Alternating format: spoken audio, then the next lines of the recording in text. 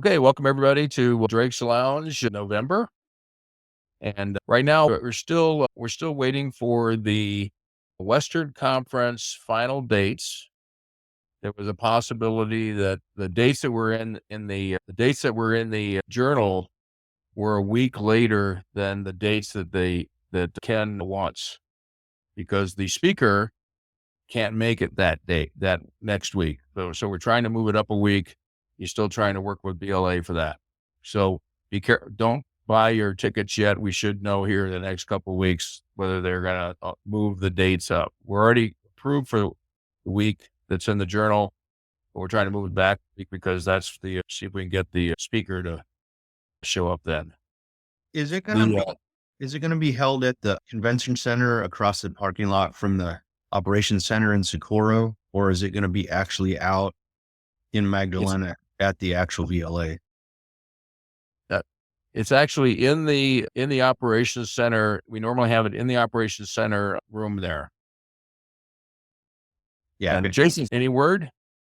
So I did hear back from HR on Tuesday, and the group leader, the guy who would basically be my direct supervisor, recommended me up the chain for the position. And they reached out to all my references. And so I'm expecting that I'll get an offer within the next week or so.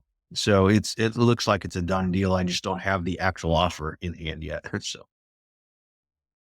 Okay. And so we expect you to resign as an amateur. Is that what we're going to do? Because you'll now be professional astronomer. Is that the way it works? I don't know. Is that the way it works? I have no idea. The goal of this organization is to promote people up to professional from amateur, so you're one of those. You're the goal of this organization. We will not fire you from the organization because you're supposed to ghost us and not talk to us anymore and sneer at us if we come up to you. You're supposed to say, "I'm really busy right now," and walk away. One of the things that I did experience when I was out there talking to several of my hopefully future colleagues was there is somewhat of a disconnect between the professional community and the amateur community, in that they're so focused on what they're doing that I don't think they realize how much we're doing in the amateur world. And they were blown away when I was telling them some of the stuff that we were doing. They were just like amazed. So I think there's a lot of opportunity there. And there's actually somewhat of a mandate that for them to actually have some educational outreach. And so I would anticipate that I'm going to be able to leverage my position to do more outreach to non-professionals and bridge that gap a little bit. So I'm looking forward to that as an opportunity, actually. So if there's a model, isn't there? The AAVSO, isn't that kind of a model for this amateur professional interaction? Yeah, first I've heard of it, but yeah, my guess is there's probably been other people that have gone before. So, but it is interesting because it seems like the pros are so focused on their little part of it that they don't realize what's out there, what's going on in the amateur world, it's a job, and they're trying to be the best at their job, and they don't have time for a hobby. Their job is not their hobby. And this is our hobby. And it's just different. It's just that the pressure's not on. We're doing it for fun. They're doing it for a living and possibly for fun, but that's the way jobs work. Yep. There's another group, SAS, Society for Astronomical Sciences, and they work hand in glove with the professionals. And everything from stars to spectroscopy and all kinds of neat stuff. And they're really, actually, as far as amateurs are concerned, you go in to deal with them and you feel like you're among professionals. I think for Sarah, the possibilities are that the big antennas don't have the time to sit there and monitor real time and for long durations on any particular object. And if they need to have us put an antenna together and just monitor one object real time. That's just like some of the pulsars that glitch, that they can't sit there and watch that pulsar 24 hours a day, but we can have 2 or 3 amateurs watch that pulsar and watch for a glitch and then alert them. I think that's an example of how we can actually use our skills and our long-term monitoring capability while the professionals are off doing the detailed, quick observations. They can't sit there and have VLA watch one pulsar 24/7 a day kind of stuff. That's essentially what that AA VSO, it's a variable star organization. And there are lots of serious amateurs that do that. There are also some amateurs that are involved with pros looking at exoplanets, continually tracing the same exoplanets, which again, the professionals can't do. They just don't have the apparatus available to them to lock onto something and stay on it for a month. So yeah, there are opportunities. I think that the VLA is a good place to try and get this thing a little better organized. I don't know. Hard to say. Okay. Jason, now that I've got you online, you got any updates? There is one other thing. I haven't really done anything as far as home observations recently because I've been pretty focused on my current job in this possible move to Socorro. But one of the things that I did reach out to the guy who will probably be my supervisor. I reached out to him via email when I got back. And one of the things I asked about was the exact mechanism to put forward proposals for observations using the GBT or the VLA itself, because those are assets that are technically available to anybody if they can put together a proposal that's worthy of them, and then the committee will vet them. And if it makes it through, then you get to actually do it.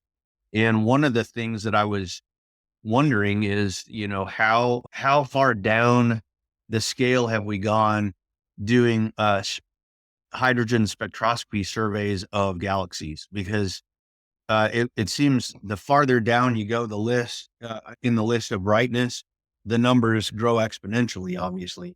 And I've seen a lot of I've done some spot checking of the surveys that are out there, and it seems like they've only hit the closer neighborhood ones. And so it seems like there might be room there to expand the survey. And that would be a large effort that possibly multiple people could participate in. And so anyway, that's something I'm looking and putting together a proposal for at some point in the future, trying to just do a big multi-year survey and see how far down the list we can go. Because I don't think we've gone. I don't think the pros have surveyed all of them that are out there, obviously. And I don't know where the line is, but I'm sure we haven't even come close to tapping the ones that are in reach of GBT with its sensitivity floor. So the other thing to do is that if you look at some of the YouTube videos that I did, the last 2 years, I've been doing the historical analysis of the databases for ALMA, the GBT, and VLA, and some of the European ones. You can easily go to the tutorials and take the raw data and reconstruct the observations that the professionals did. Because after 1 year, that data is released to the public, and you can just do that. So that's what I've been doing. You look at some of the videos that I put together on that. That's something, if we're going to do this, then everybody might want to go and take the tutorials off the NRIO website, and especially the VLA, and download the software and start doing the analysis on some of the historical ones. And that way you can actually look up the ones that did the hydrogen, because the database, you can sort by that. And then you can actually produce the pictures, and they're pictures, not just a waveform. They're an actual picture of the object when you get done with using the software. That's very fun to do, and it's the big guy stuff. The next step after that is, once you know how all that works, is taking that kind of a data and changing it a little bit and putting in a new proposal. And that's where I think Jason's going with that. Once you get good at that, you can start getting a lot of proposal time because they have some time available. You just have to have a good proposal, a lot of competition. Yeah, and it would seem to me like there's surveys like doing just spectroscopy surveys of thousands of galaxies, for instance.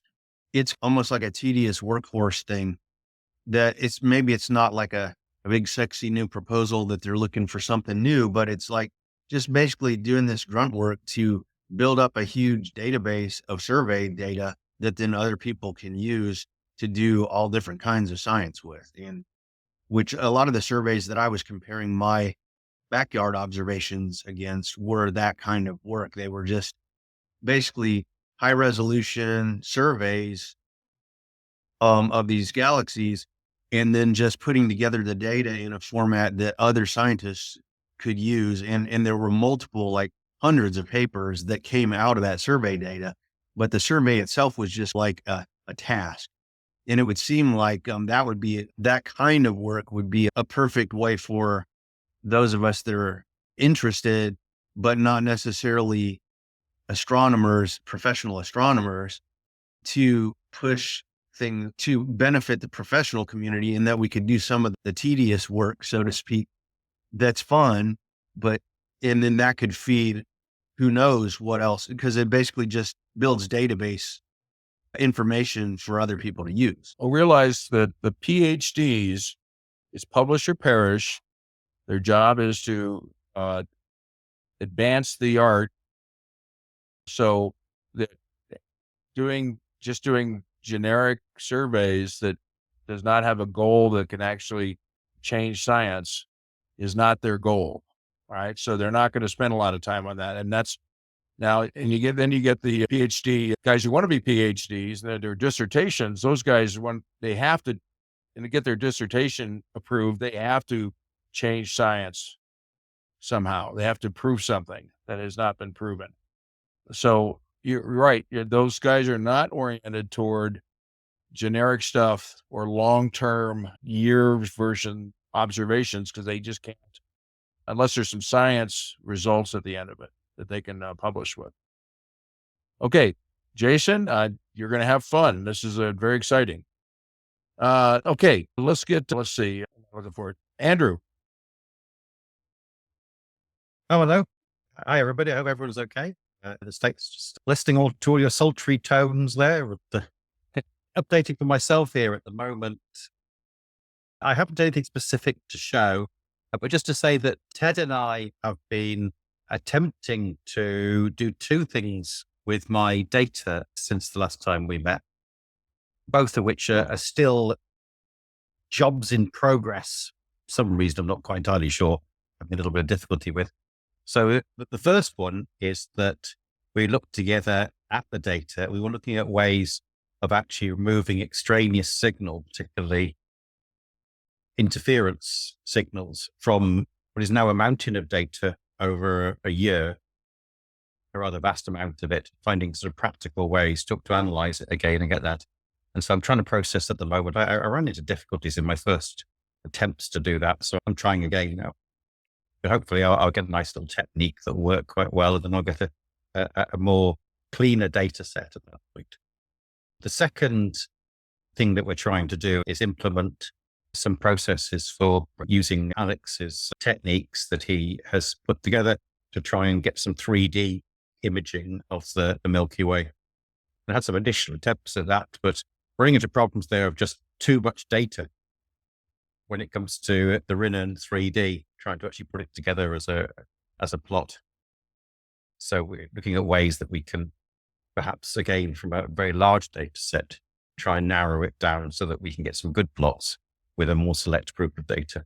So that's where we're at the moment. And thanks again to Ted for everything that he does, as well as some nice chats or coffee sessions together online. But I don't have any particular, apart from that, my solar cooker radio telescope is chunting away, collecting some data now, and hopefully next time I'll better have some plots to show you. Great. Thanks a lot. Wolfgang, then Vanessa. Okay, maybe I can share a few slides now. That one up. Okay, I hope that shows. Yeah, looks good. Okay, what I would like to show you are some recent observations at 22 and 12 gigahertz, where we looked at, essentially bringing our 10-meter dish back into operation. Just a quick look at the dish that we are using. It's a 10-meter dish with Cassegrain optics, and it's on an equatorial mount.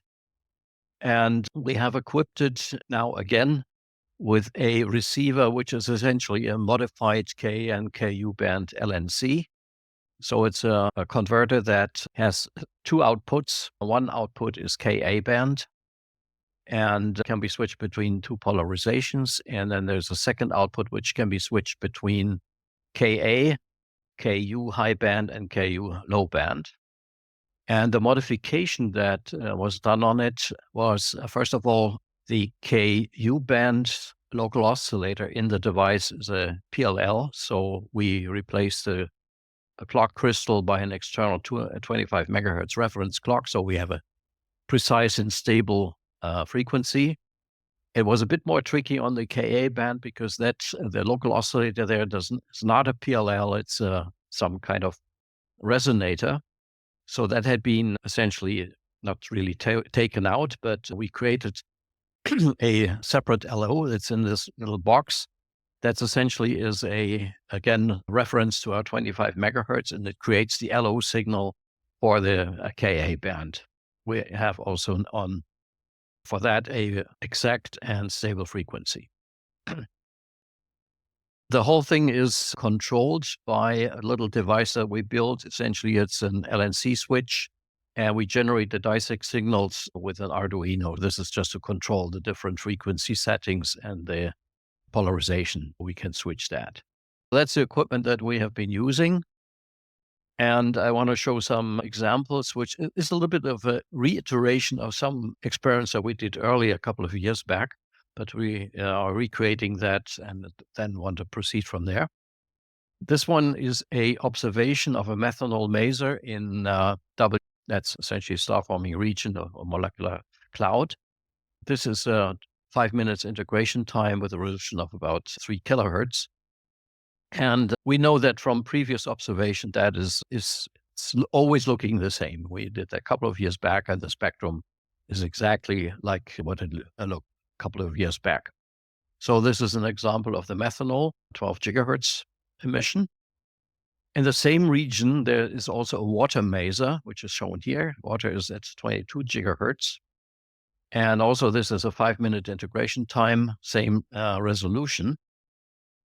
And I mentioned that we are now reiterating some earlier observations we did a couple of years back. And it's interesting to do the comparison between the spectrum today and the spectrum that we had back then. This is a one-to-one comparison.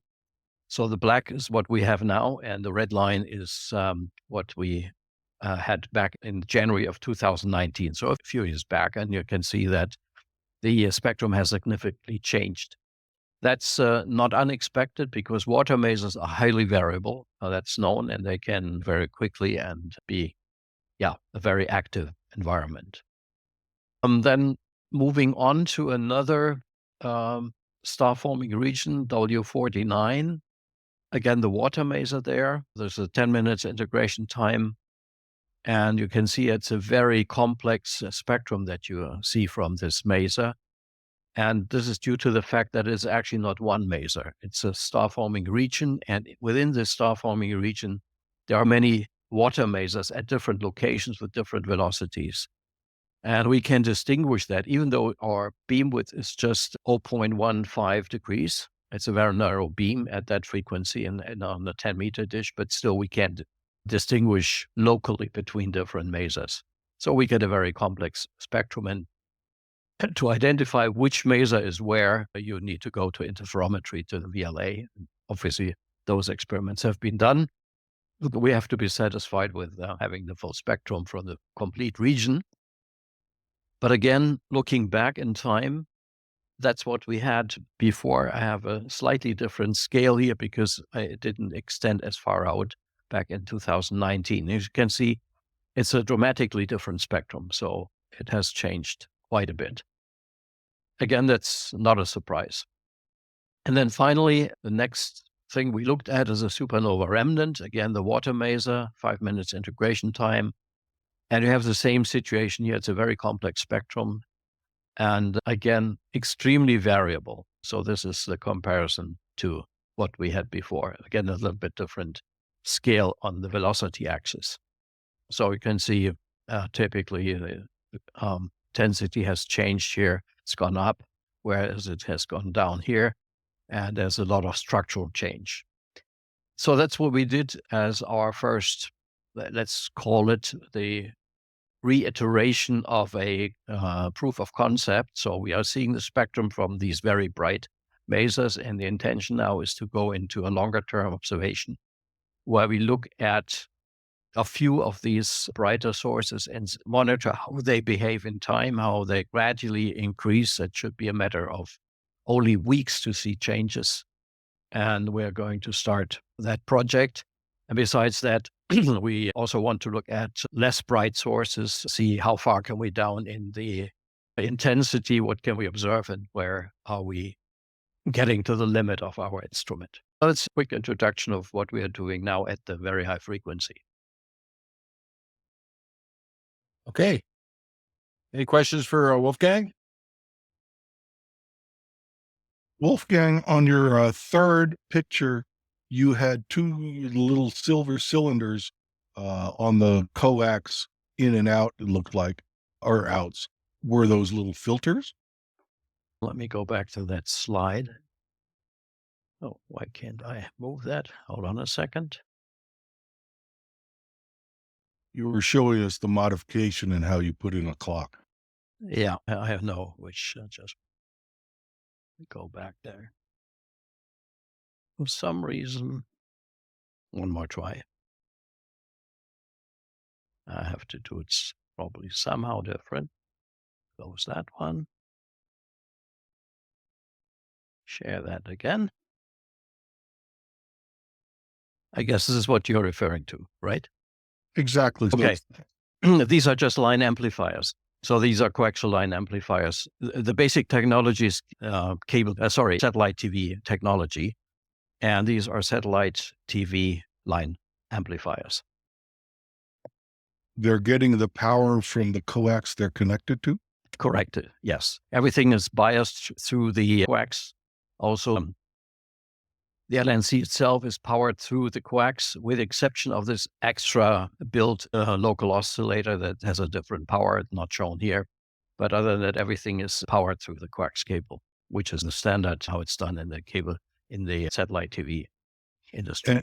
And your small little amplifiers actually pass that power through. Fascinating. Yes, that's correct. Yes. They pick up their share and deliver the rest to whatever comes behind. Thank you much.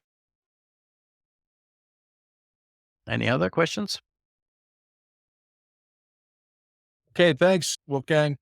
Vanessa. Now, I don't have any slides prepared today. I'm still working on the container interferometer, and I'm still in the imaging process. Now I'm working on a clean algorithm, so feeding the image and just getting the astronomical sources without any background noise. Yeah, that's the main project I'm working on right now. Great. We love seeing your stuff. Pop in anytime. Yeah, sure. Okay, thank you. I have a quick question. Put on. Yeah, Vanessa, I was wondering, you're showing some changes in fringing that had to do with temperature. Was that the coax line between the two actually heating up and changing physical dimension? Is that what happens? We had a temperature dependence with intensity also in the intensity of the single power of the interferometer, not in the fringes directly. Oh, I thought there was somewhere where there was talk about that seemed to be due to actual phase shift due to the coax itself getting hot. Yeah, that was in Wait, regards to an interferometer system you had set up. yeah. Yeah, there was some suspicion that might have happened because the length of the cables, they are identical length, but part of the cables were inside and different lengths were outside. So we have changed that and we now place the same length of cable to the outside. Oh, yeah, no, I remember that now. Sorry Did about it that. change? Yes. Did the problem go away? Vanessa? I don't recall. We changed it, but could we confirm that was the reason? I'm not sure. I guess it was very difficult to confirm it because when we changed the length that we have outside now, it wasn't really hot at that time anymore. Yeah, it's yet another parameter that has changed. That's the weather. That was in summertime where a lot of sun. Now Yeah. it's November and we barely Right. ever see the sun. So it's the effect is much less at the moment. Oh, okay. Just curious. But Curiosity. you're That's right. In principle, you would expect that now, as you mentioned it, I do recall that we try to find data on that. You'll find a lot of data on the variation of attenuation of coax cables with temperature, but not for the phase or the delay. Yeah, I vaguely remember I found one piece of literature from an Italian group, which showed the effect of temperature on the phase delay of a cable. But quite frankly, we haven't followed it up in too much detail. okay. Thank you. All right, great. Looks like we're getting some science. Okay, Dmitri. I continued last week. I continued to study of one region. Just some slides. Just a moment. Do you see the screen? Yeah, we see it. Oh, okay. Okay. 2 weeks ago, I told about observations of methanol 6.7 Jameison on W61. Last week, I continued study of this region and I have two fresh observations. This is a photo of this region in infrared. Methanol is works molecular tracers of infrared regions because methanol metal is type 2 measures when pumped by infrared radiation. Here is the spot in W51 locations. More pictures about red spots and for about those W51 region. The distance the was about 5 kilo per ships. The total mass of all of the regions is about 2 million solar masses. Huge. We forget about 10 in sun solar luminosity. Two big infrared regions in two infrared partial of these regions are 20 all these stars, 20 independent in two regions, in two regions in this place. W51A is most luminous luminous parts of the regions and marked by W51C. This most luminous region with statical velocities about 59 or 60 kilometers per second, so it's most strong line in the spectrum. You can see. Well, just a moment about supernova rainbows. Separate pictures of this remnant are in different frequency bands. Red is this emitter already arrows or the radio spectrum where the picture of this radio. And molecular map of the W61 layer region and two luminous spots. And make sure you can see. Unfortunately, no water measure is marked here. I do, unfortunately, I again, it's fine. My water measures is just so, just so what I find about, measurement of W61. I show spectrum, typical spectrum of methanol wavelengths for again, laboratory. Japanese line about 259 kilometer per second, very strong, more than 600 feet out. And the both my observations were the same instrumentations, 2.4 meter east, minimum detector of peak flux density about existing spectrums already showed 2 weeks ago. The questions about why IMR levels is higher than line. I can suppose only that it's due to polarization of this effect because my receiver is the only one linear polarizations. I not use circular polarization, and most masers have partial linear polarizations. It gives me some lower levels in what I can detect. And for spectrums, some dramatic spectrums of November was yesterday. In November, I received spectrum where I first one group line and 56 kilometer per second. The right spectrum that is can be clear because W61 shows flare is board for this. So for this velocity, unfortunately, yesterday new spectrum did not confirm this 6 line, and I think this is kind of shared artifacts. With, well, I think this can be artifacts in zero.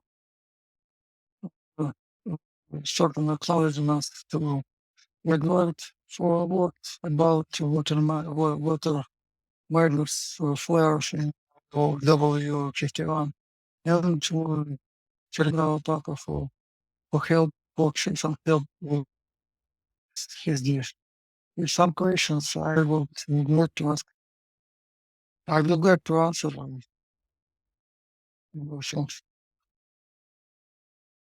Excellent. I love your background science data. That really is something. Instead of just engineering, we got the background on how these things are, these masers are produced and things like that. So really good.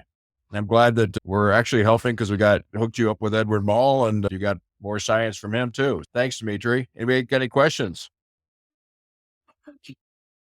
I have a question for Dimitri concerning the water maser. We were pointing at W51C. We may be able to separate, or within our beam width, we can probably also look at W51A and B, and then they would be separate. Do you have any idea whether there are water masers there as well? For sure, I can certainly I can to separate several regions in W51 beam-wise reservoirs. This is all research from W51 and remnants give some contribution. It can be in the spectrum, it can be somewhere in the full spectrum. Yeah, we have some uncertainty. Very big check. Yeah, we have some uncertainty in the pointing. Yeah. I was just going to mention, we have some uncertainty in the pointing at the moment with the 10-meter dish with a very narrow beam. And probably what we need to do is to probe around a bit, see whether we see different spectra if we go on slightly different positions so that we can actually distinguish between the different W51 region. Okay, thanks, Dimitri. Certainly, it's useful narrow beam. You can see different spectrum from several parts of the W51 things. Rich, you're muted. Okay, great. Giving great Dmitri a bunch of kudos. Good job. Thanks. Keep it up. Oh, thank you. Thank you. Let's see. Deadlift. Hello. I think I have not really new things. I have some problems with my measurement computer. I think I crashed two I/O ports. I put the wrong voltage to this pins. The rest of the computer works, but for the measurement, I think I have to buy a new Raspberry Pi. It's not critical, but I think it takes a bit time for me to repair my system. So I think I have no new things. Sorry. Okay, that's all. Okay. Keep it up. Things break all the time. Okay, thanks. Let's see. Alex. Good afternoon. Actually, I have a couple slides to show you. Let's see. Share.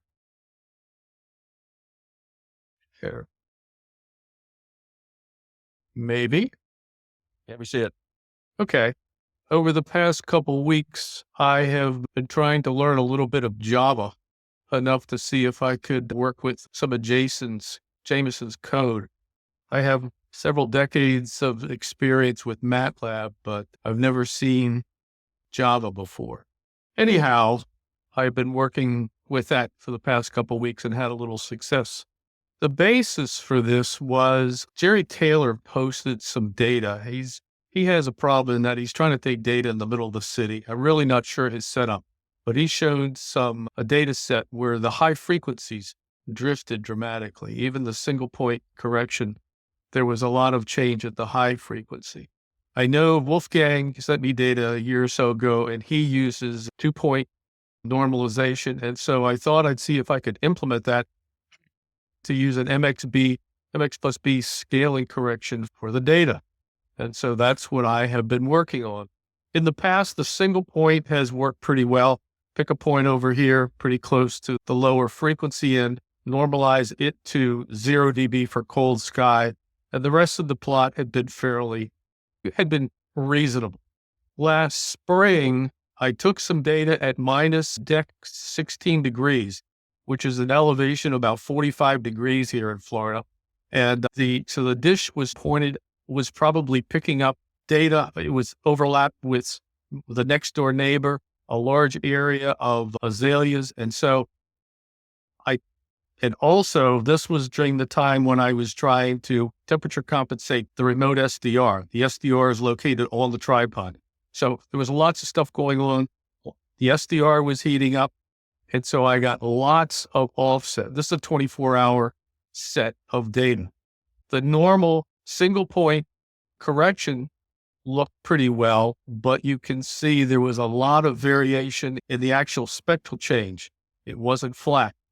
And so this is what I've been working on the past couple of weeks, is to try to understand Java. And that was not a trivial task. There's some subtleties between those two software packages that were not anticipated. Anyhow, I sent a couple emails to Jameson. One of the problems I had misspelled one of his variables. And using a 2-point correction, I wound up getting this today. And this is fairly significant in that this was the raw data. In fact, the data, this was a single point correction of the raw data. It was so corrupt, I never did anything with it. I believe the left side was probably during the daytime, picking up sun, maybe sun reflecting off of the plants, the SDR heating up and cooling down as clouds went by. Not really sure. A lot of stuff The right-hand side, you can see the plot was a little bit more stable. That was probably at night. But going from a 1-point to a 2-point stabilization, look at that. There's actually information there. I was quite shocked of the dramatic improvement by implementing an MX plus B correction. And looking at that in 3D, it really cleans up all these variations in spectra. And I have a few features I want to automate, and I'm going to post that as an update to Jameson software, that it will do both a single and a dual MX plus B correction. That's the story. Any questions? Hey, I guess I just have a comment. I found the same thing happen when I was trying to do my extragalactic observations, because especially when you get down to really small, long integration times and really low power levels, the change in slope of the band of the receiver is a lot more dramatic. And I found that most of the time I could get away with a 2-point linear correction, but sometimes I even had to go to a quadratic correction because it was actually curved. So I don't have a basis for doing anything other than a linear. I have no idea what that background correction factor is. So the 2-point slope does a significant improvement. Beyond that, I would just be guessing, but it does a good job. So I was quite pleased this morning when I finally got the software to run and could do a 2-point correction, that it definitely cleans up the H-line data, at least the Milky Way H-line data. Yeah. For doing anything more than a linear, you have to have a fairly wide bandwidth, and so that you have plenty of room on either side that is supposed to be flat, and then you can get a sense of the curvature. Okay. Any other questions for Alex? All right. Great job, Alex. And Jameson just popped on while you were talking. Jameson. Hey, I don't really have anything to report. I've just been trying to help Alex out. I've been buried with, it just came in from doing all sorts of yard work, cleaning out the gutters before winter gets here. So that's, my status is no status, really. Okay. Not a problem.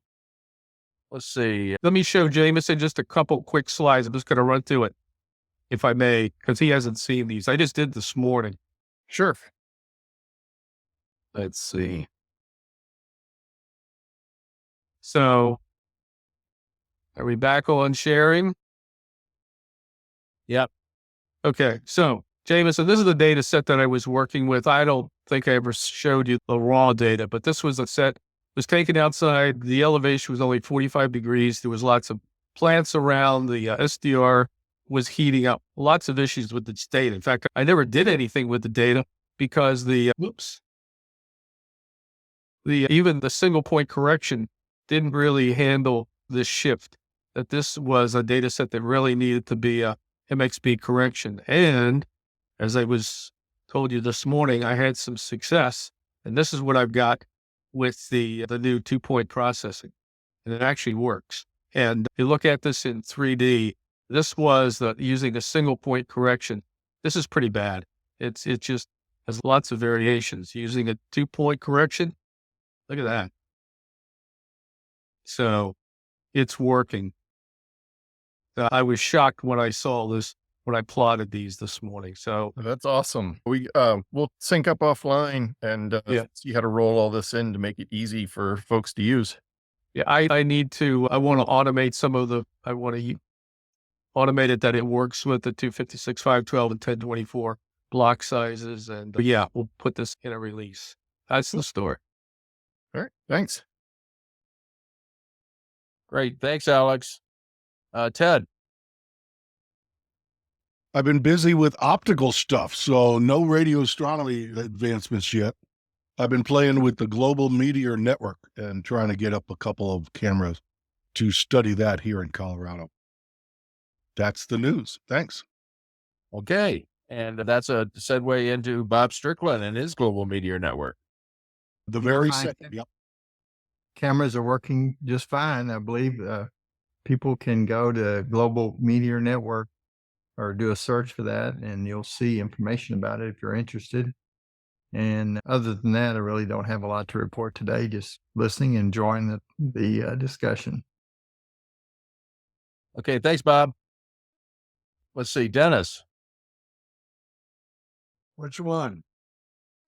Oh, okay, we'll go with you. I won't burden you with any new images. I'm still doing baby steps, but I'm making progress.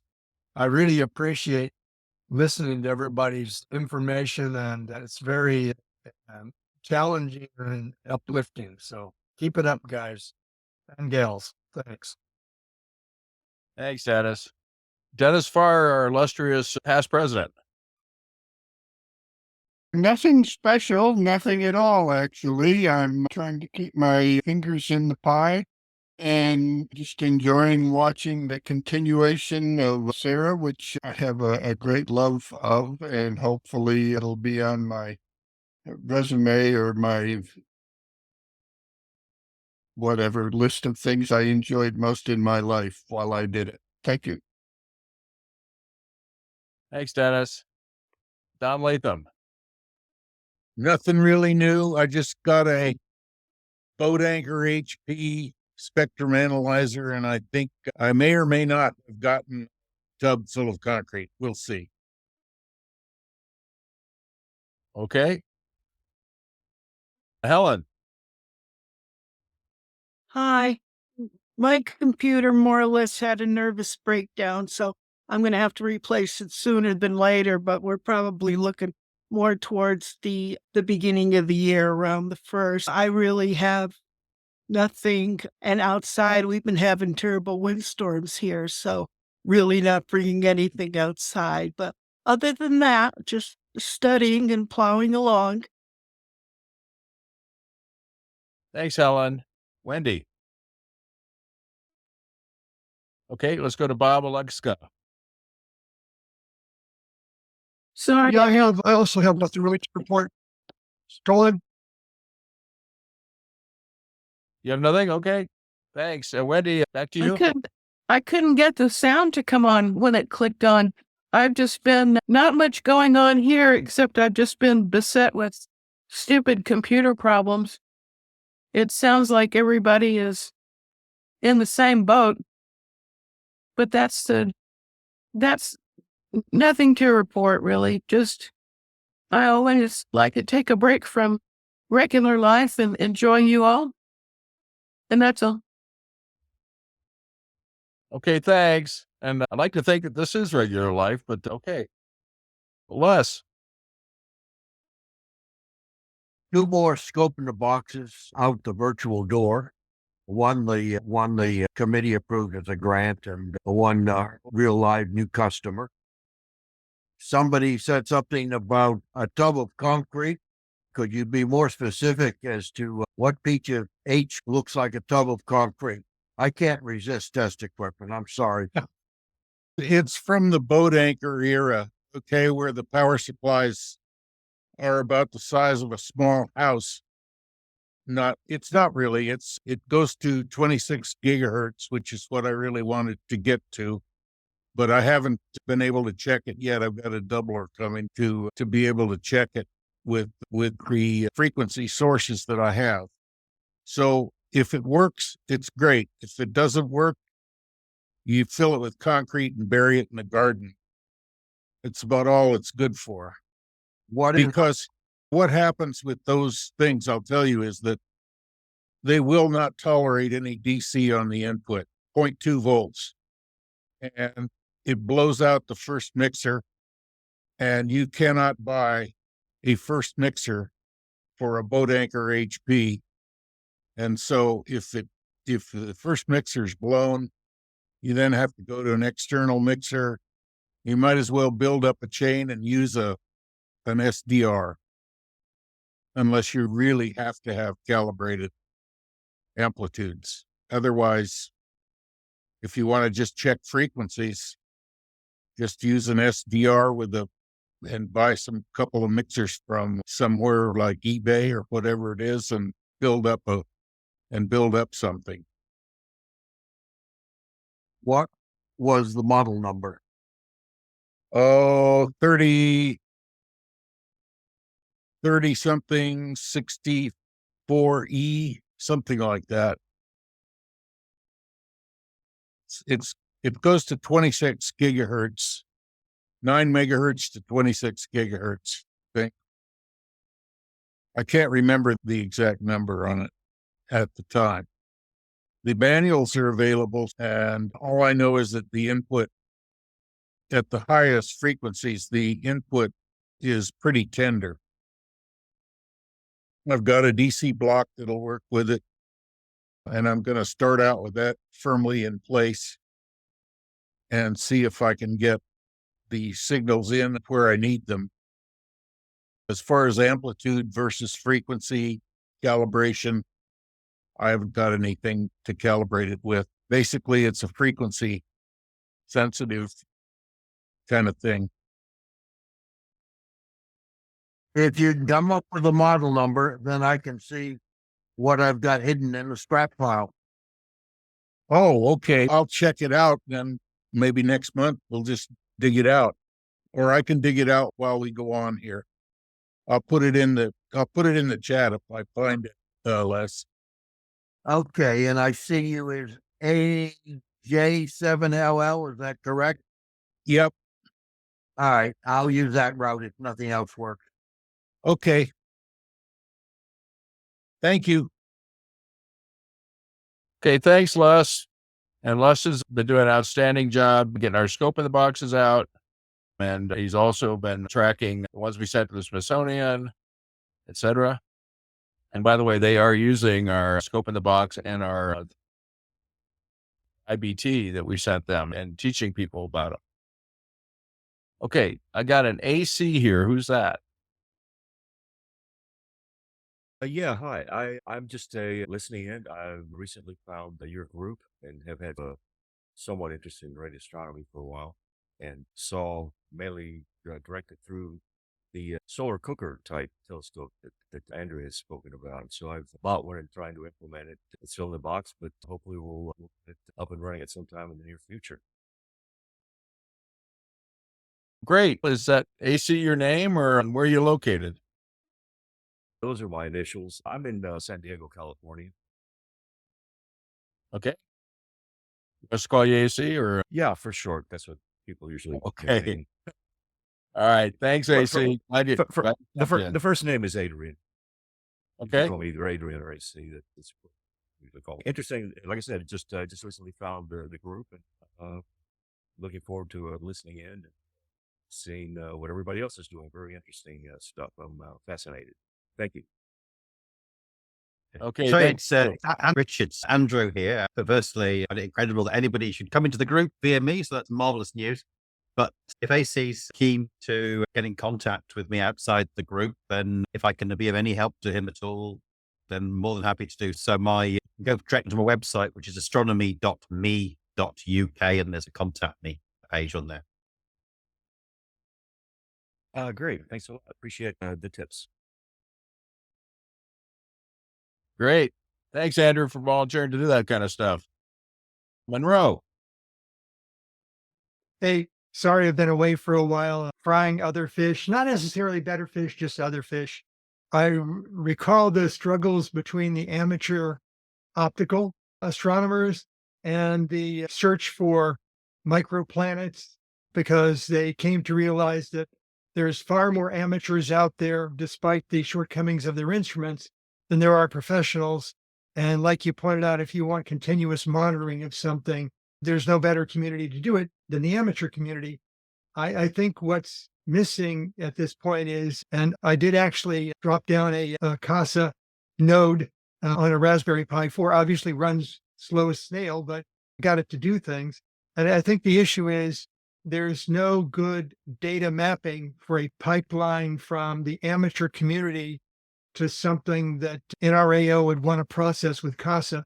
There's descriptions of the data sets, but there's nothing that says, okay, so you've got an SDR. What are the characteristics you need to put into the data set in order to qualify the data?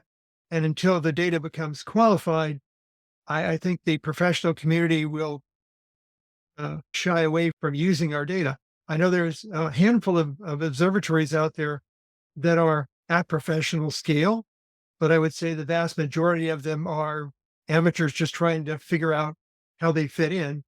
And so I think if the professional community could spare, let's say, an undergraduate under their wing, task them with putting together the information that says, and here's how you map, or here's how you qualify your amateur data to make it usable for professionals. So I think something like an SDR pipeline for CASA would make a lot of sense in that regard. Just thoughts. Yeah, I agree with you 100%. That's the getting these things to map to each other is very interesting. Yeah, I tried that through our amateur group here, who's predominantly optical folks, and there wasn't enough interest in the technical minutia to progress it. But that's the work that needs to be done in order to merge this. I'm also a member of AAVSO, and I received their notifications. And the biggest issue I had with looking at that to find things like the nova of T Corona Borealis is all of the filtered data, all of the data that there was optical filters in front of it. The filters are all numerically specified as to what their center and bandwidth is. But then visual, it was eyeballing it, and visual is all over the map to the point where I had to desensitize my detection for the visual range filter because they were saying things like TCRB is a Mag 5. No, it's not. And if you look at all the other filter data, the filter data says, no, it's still far too dim. So I think if there's some qualification of the amateur data by the professional community saying, if you do it this way, or if it's within these limits, or you describe it this way, we can use your data. Otherwise, we're not going to consume our professional research time on data that's not qualified. So I think that's something that the two communities can work together with. That'd be fun. Now we got Jason as our inside man. Okay.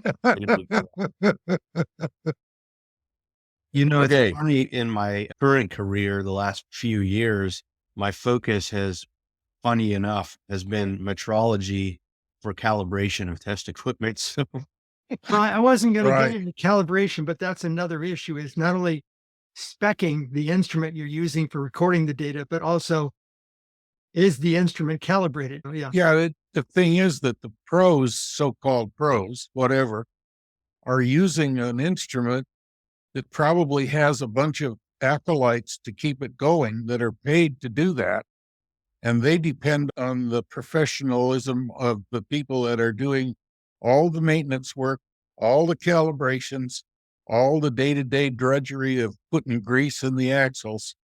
And that's all taken for granted, I think, sometimes by so-called professionals who don't really understand what's going on with the instrument, since they now sit in their offices and look at the data files and don't even go and stand in the rain. Yes, I agree with that. And that's just not in the radio community. That's also in other wavelengths. It's everywhere. The professionals only get qualified data because they've got an army of technicians that make sure the data is usable before they ever start doing their analysis of it. And the amateur community, we don't have the staff to do it, but if we have the guidelines, if you could tell us, don't do this, but do that, I think our data would be far more qualified. I agree. And sometimes if you're missing a step, if you know how to connect the dots, you can fix it. Sometimes it's not all is lost, but you have to know the intricacies of what's in the chain. What are the uncertainties? What are the things that are contributing uncertainties to your measurement? And then putting bounds on that.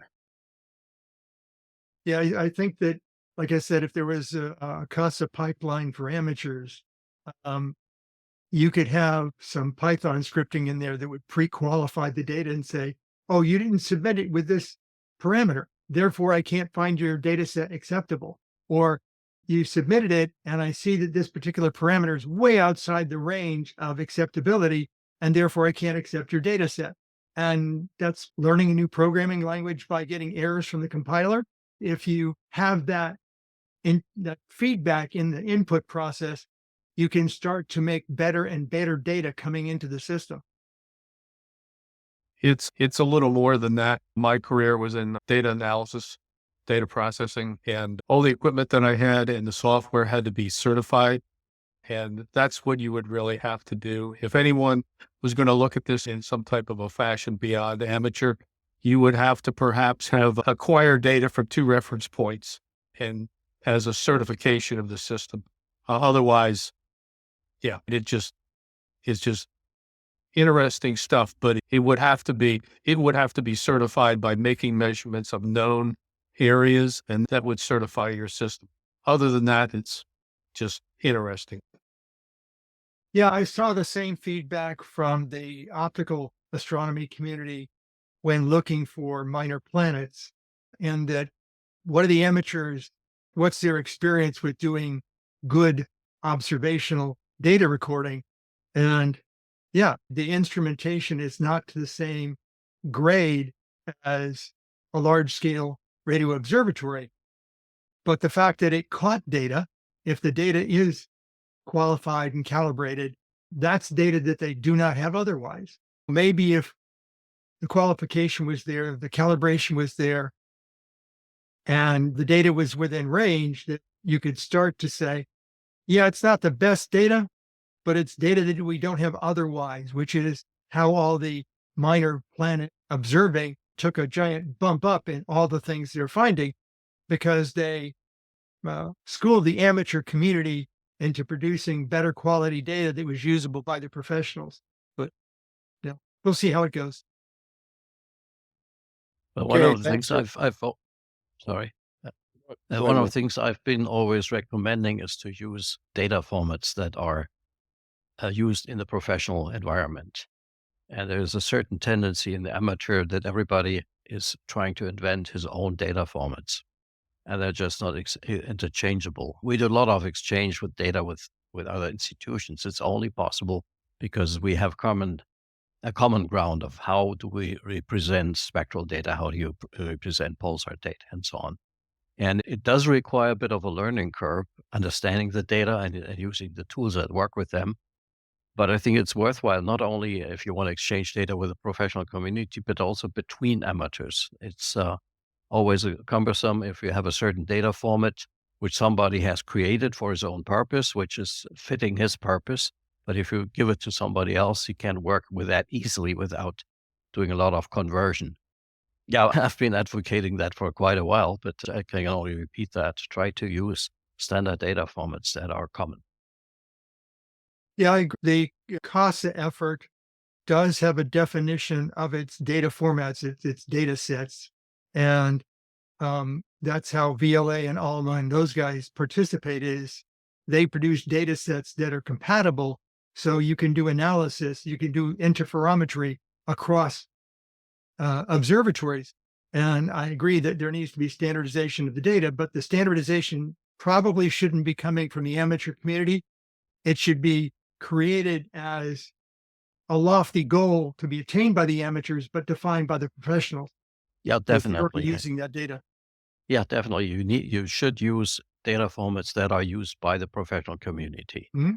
It also has the benefit that you have all the analysis instruments, software instruments that can work with the data, which is very difficult to reproduce in your own environment. Sometimes there are many years of work of PhD candidates into the software, and you are not able to recreate that very easily. And I think that's something that the amateur community should be working against, adopting more and more of the professional data formats, and then consequently the more and more of the professional tools that come with it. Yeah, I think that the amateur community has a good set of rudimentary software engineers that do create new data set formats. But I think if the barrier was, if it doesn't match this, it's not acceptable to the professional community, then you will find that these amateur software developers of amateur radio observations we'll create mapping tools that if the data can be mapped, and a lot of times it can't, if the data can be mapped, then they'll map it to the professional norm. And I think you'll see progression if we can get to that point. Is FITS, the FITS, is that still the national? Yeah, it's, I guess you could say, unfortunately, a lot more complicated than that. FITS is just a file format, but then you have normalization of the data stuck in the FITS file. So you have all kinds of layers of structures, and you have to map all of that stuff, not just here's my analog value of my sample. Oh no, I understand that. Yeah, there's a lot of stuff that has to go in there, but yeah. But FITS, the format, the formal transfer format is FITS, right? For And some what you're talking data, about yes. goes in the is part of the metadata that accompanies the file. Yeah, but Calibrations and things like that, right? Yeah, but if you think about the biggest of the data sets, a file and its format aren't sufficient to fully describe it.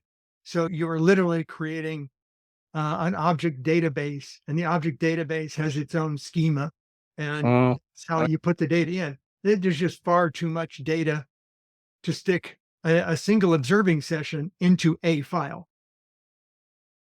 Okay. Yeah. It's a level of complexity that once you get into it, you realize you'd never accept anything less.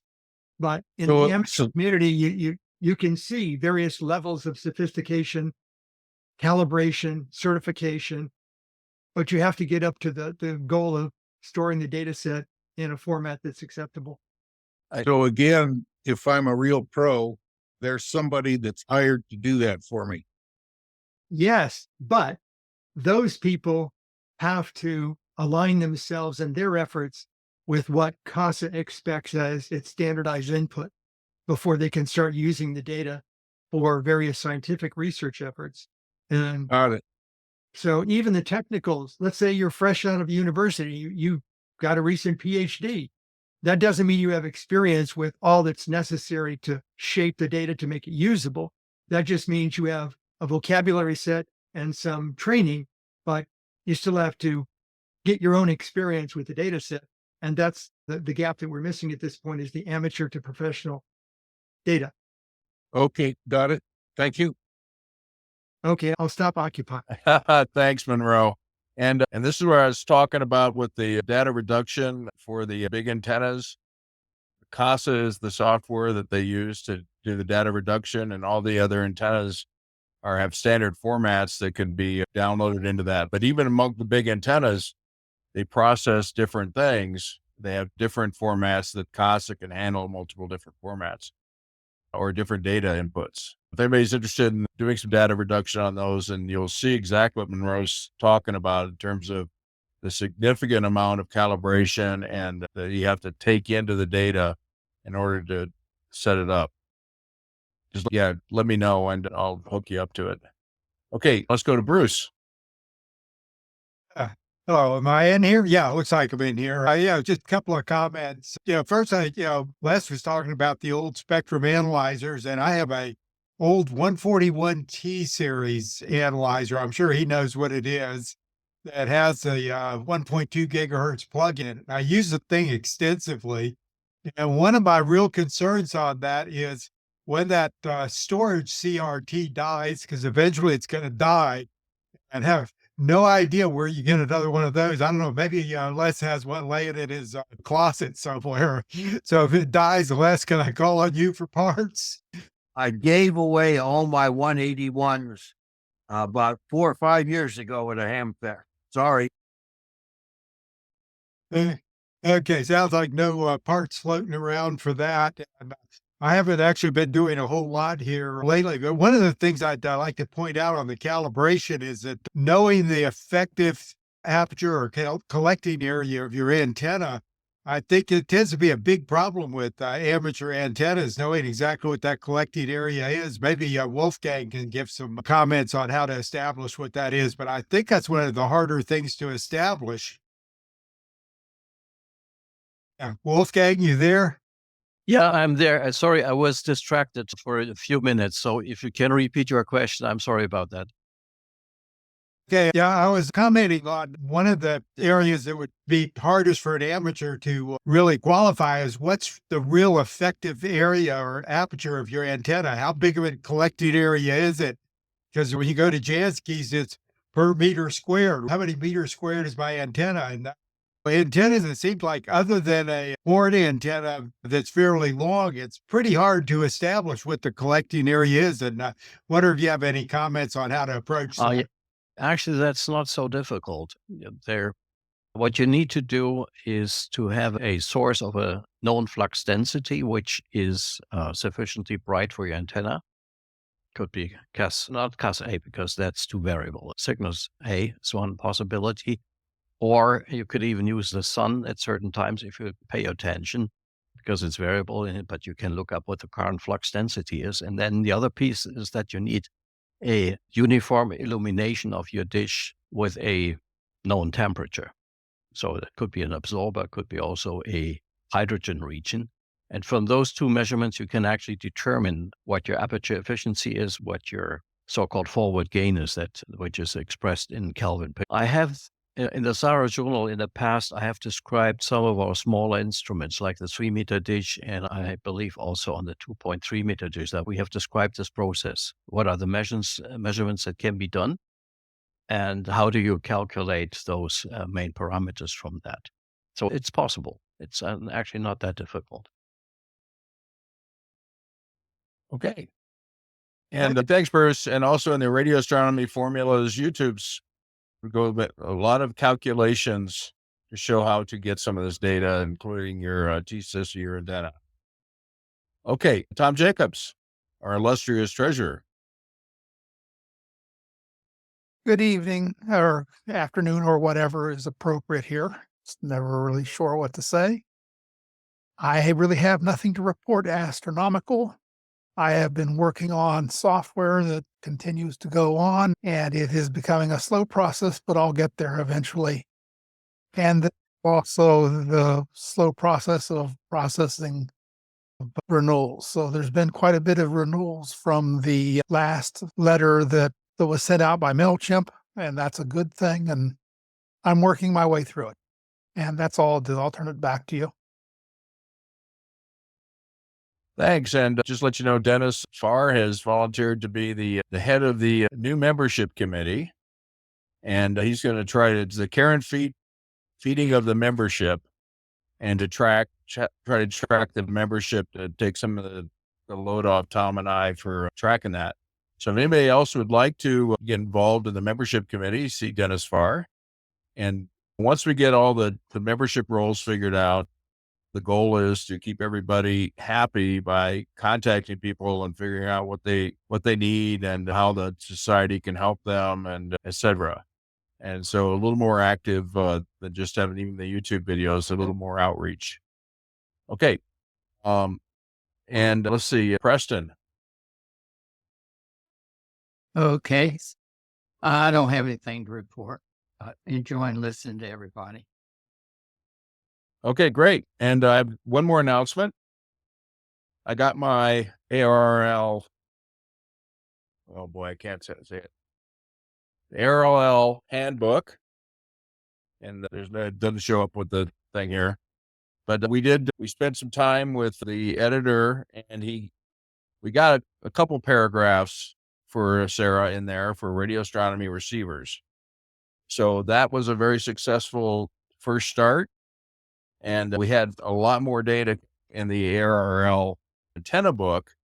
We had a lot better write-up in that. This one, we got a small paragraph and about half a page. We'll build off of that for the next handbooks and the antenna book. But they concentrated on receivers and how much our receivers are so we have such little signal to process that we need more advanced receivers than the standard ham radio. Okay. Rich, when that Yes. stabilizes, can you post that couple paragraphs on the? I don't think I can. It's copyright stuff. And Yeah. but it's on paragraph or 12 12-4, page 12-4 of the new handbook. Thank you. Okay. So get your handbook, guys. It's not a lot of, it's a lot less than I thought it'd be. I put in a lot of pages that narrow down to this. So it's a start. Okay. Anybody I missed? All right. Thanks everybody. And I'll put out for Drake's Lounge Australia. I think that's this Friday. Okay. Thank you, everybody. Thanks. Goodbye. Bye. Goodbye, all. Bye. Dr. Andrew, do you want to wait?